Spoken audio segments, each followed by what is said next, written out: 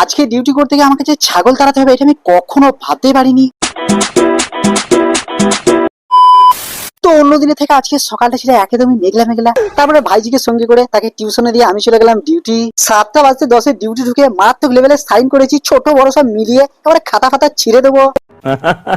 গোডাউনে আছে গাড়ির সংখ্যা অনেক ছিল, মাত্র 2টো। তারপরে কিছুক্ষণ পর দেখি হুড় হুড় করে গাড়ি ঢুকছে আর মন প্রাণ দিয়ে কাজ ফাজ করছিলাম। এই ভাইটা হচ্ছে একেবারে জেন্টালম্যান, কারণ এর মর্নিং শুরু হয় সকাল 11টা থেকে। ঠান্ডাটা এত জ্বালায় না, একে তাড়িয়ে একদম আজকে 7 মধ্যে 13 নদী পার করবোই।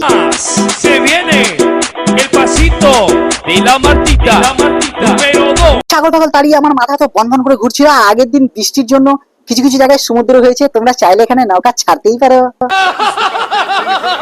ইনি আবার স্বামী ফামি ছেড়ে সন্তানকে নিয়ে কোথায় যাচ্ছে, তো যাই হোক সেসব দেখলে চলবে না, আমাকে এখন খেতে হবে। তাই হালকা তেলের পরোটা হালকা করে ঘুগনি দিয়ে খেয়ে উপর নিচে সব ঠান্ডা করে আজকে ব্লগটা শেষ করলাম।